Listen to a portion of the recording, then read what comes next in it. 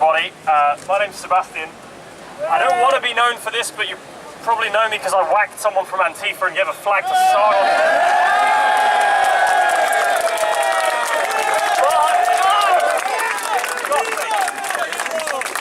However, I do have some political views in this, thing that I call my skull. So I wanted to share something with you that I've been thinking about a lot, and I think we're missing the point on something just as much as the kind of left-wing anti-free speech people as well.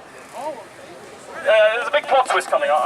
Just give me a second. So, I want you to imagine that you say something and no one is there to listen to it. Suppose you're Tom Hanks and you're stuck there on your island with your volleyball with a face on it, and you literally have no one to talk to. What good is freedom of speech to you in that situation?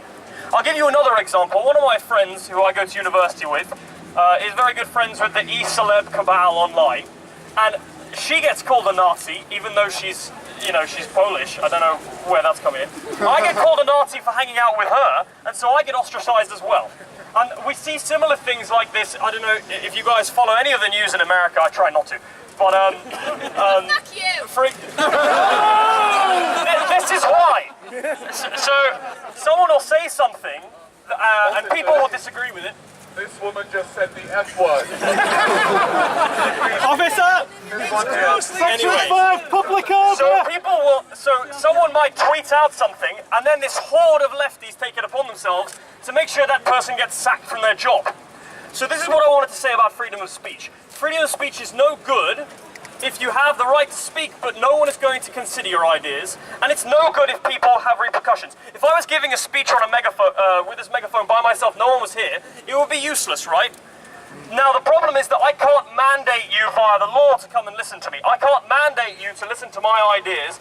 I can't mandate anyone to not associate with people they disagree with, because the law is only capable of limiting and obliging actions to a certain extent. Freedom of speech, and this is the point I'm trying to make, is not a set of laws. A set of laws, or rather a lack thereof, is a necessary condition for freedom of speech. But freedom of speech is not a set of laws, it is a culture. It is a culture of reconsidering ideas. And for that reason it has obligations on people who speak and people who listen. The people who listen have to accept that just because they're pissed off about something and it doesn't fit with their worldview, that that's not a good reason to limit it. And they have to realise that if they disagree with somebody, they need to start reconsidering it and asking where this person is coming from. But I also think that creates obligations on us.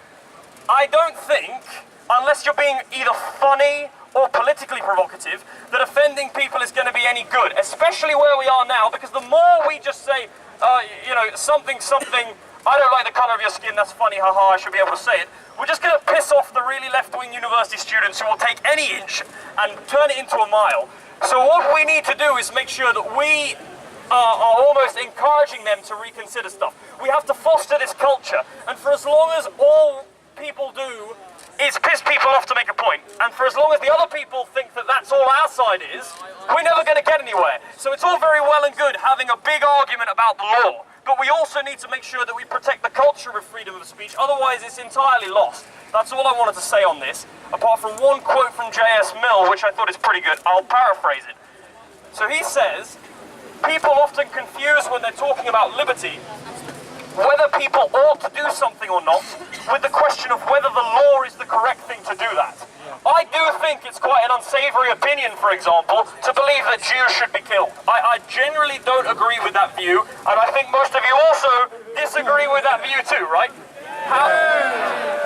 Well, 3 cheers for the Jews, okay. So, but my point is that sometimes limiting things via the law is not only no use for convincing people they're wrong, but also opens the window for people to abuse those laws. You can shut down someone from coming into the country because they say something you don't like.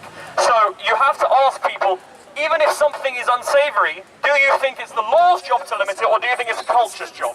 That's all I have to say. I hope I dripped a little bit of interest into my just punching of Antifa people as a reputation. Thank you. Thank you.